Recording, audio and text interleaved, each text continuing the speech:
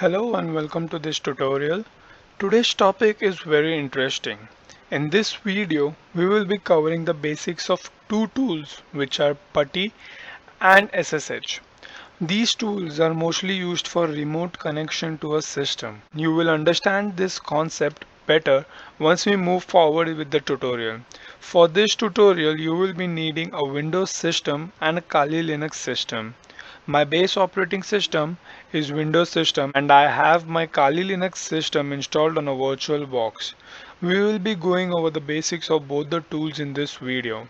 So let's begin.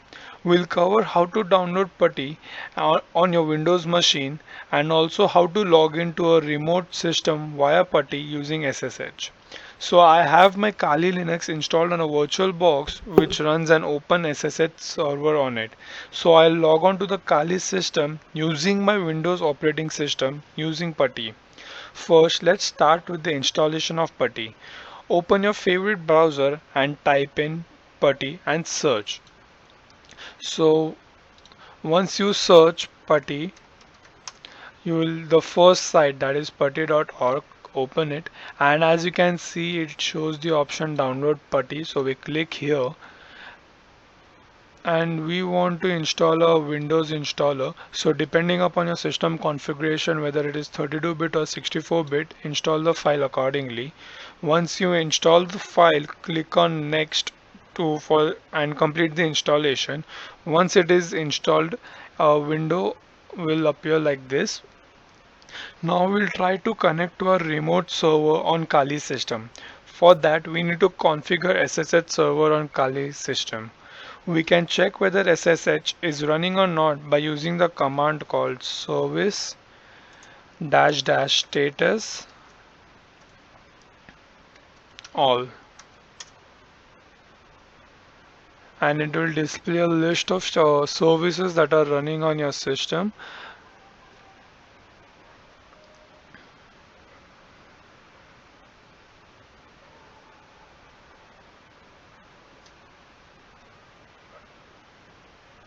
And as you can see, I have SSH running on it. Now for those who don't have SSH on their system, you can install OpenSSH server using the command apt-get install OpenSSH -server. Once you press enter, it will download the file. I have the latest version downloaded already.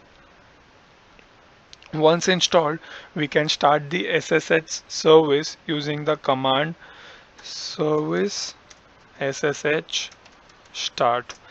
As you press enter, the service is running, the SSH service is running. We can confirm this by using the command service SSH status. And as you can see, it shows active, it is running. We now make a few changes to the configuration file.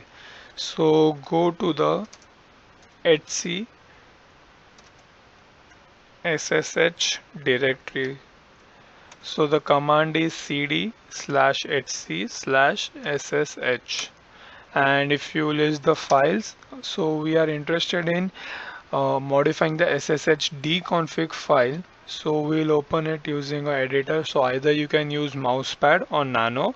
I personally prefer mousepad. So mousepad SSH deconfig, and as you can see here, it displays all the configuration of the SSH, the port it listens on. So the port 22 is the default port, and when systems connect to a SSH service, it connects to the port 22 of that system. Now in order to connect, in order for a remote connection, we need something known as RSA key. So we can create the RSA key for authentication purposes using the command called SSH keygen -t space RSA. As you press enter, it asks where you want to save this key in. You can mention the directory or you can go with the default directory. I'll press enter. Now it asks for a passphrase. Either you can enter one It's up to you. I'll press enter, enter again. So again, and as you can see, the RSA key is successfully created. The server is now configured. Now we can attempt to connect via Putty. While connecting, make sure that you have the right port number entered. Now before starting the process, we need to know the IP address of the remote server. That is the IP address of this Kali machine that we are trying to connect. So for that we'll type in ifconfig, and as you can see, this is the IP address. So this is the IP address I need to connect to. So in this section where it asks for the host IP address, we type in 192.168.1.100 and our port number by default, which is 22. So we click on open, and there's security alert whether it asks whether you trust this host or not. So we trust this host, we enter yes, then you enter the login or the username. So I'll type in Akshay, then you type in the password for that username. So once that I have entered the password, as you can see, I am in the Kali system.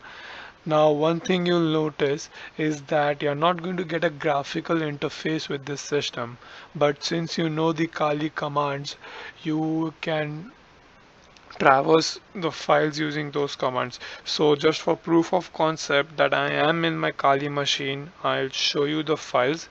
So ls, so this, as you can see, broot, desktop, etc, etc, etc, these are the files that you can see on my system, and these are the same files that are there on my Kali system as well in the home directory. So ls, and oops, not in the root, the home directory. So ls, and as you can see, we can cross verify the contents. So as you can see, we have successfully connected to a Kali machine, treated it as a remote host, and accessed that system via our Windows machine using Putty and a SSH connection. So this is it for this tutorial. Thank you so much for watching. Have a nice day.